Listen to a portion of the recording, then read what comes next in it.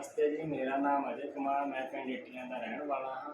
ਜਦੋਂ ਮੇਰੇ ਵਾਈਫ ਦੇ ਡਿਲੀਵਰੀ ਹੋਈ ਤਾਂ ਡਾਕਟਰ ਦੁਆਰਾ ਸਾਨੂੰ ਦੱਸਿਆ ਗਿਆ ਕਿ ਬੱਚੇ ਦੀ ਕੰਡੀਸ਼ਨ ਖਰਾਬ ਹੈ। ਫਿਰ ਅਸੀਂ ਕਪਲਾ ਹਸਪੀਟਲ ਮੁਕੇਰੀਆਂ ਆਪਣੇ ਬੱਚੇ ਨੂੰ ਲੈ ਕੇ ਆਏ, ਜਿਸ ਦੌਰਾਨ ਡਾਕਟਰ ਸਾਹਿਬ ਨੇ ਸਾਨੂੰ ਦੱਸਿਆ ਕਿ ਤੁਹਾਡੇ ਬੱਚੇ ਦੇ ਫੇਫੜੇ ਕਮਜ਼ੋਰ ਹਨ।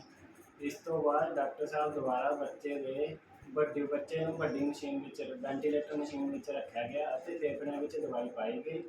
ਇਸ ਦੇ ਦੌਰਾਨ 2 ਦਿਨ ਸਾਡਾ ਬੱਚਾ ਵੱਡੀ ਵੈਂਟੀਲੇਟਰ ਮਸ਼ੀਨ ਵਿੱਚ ਰਿਹਾ। ਅੱਜ 15 ਦਿਨ ਦੇ ਇਲਾਜ ਤੋਂ ਬਾਅਦ ਸਾਡਾ ਬੱਚਾ ਸਹੀ ਹੈ। ਇਸ ਲਈ ਅਸੀਂ ਪੂਰੇ ਸਟਾਫ ਅਤੇ ਡਾਕਟਰ ਸਾਹਿਬ ਦਾ ਧੰਨਵਾਦ ਕਰਦੇ ਹਾਂ। ਡਾਕਟਰ ਸਾਹਿਬ ਦੁਆਰਾ ਸਾਨੂੰ ਦੱਸਿਆ ਗਿਆ ਹੈ ਕਿ 28 ਦਿਨ ਬਾਅਦ ਤੁਸੀਂ ਆਪਣੇ ਬੱਚੇ ਦੇ ਅੱਖਾਂ ਅਤੇ ਦਿਲ ਦੀ ਜਾਂਚ ਕਰਵਾਉਣੀ ਹੈ, ਜੋ ਕਿ ਬੱਚੇ ਦੇ ਲਈ ਜ਼ਰੂਰੀ ਹੈ।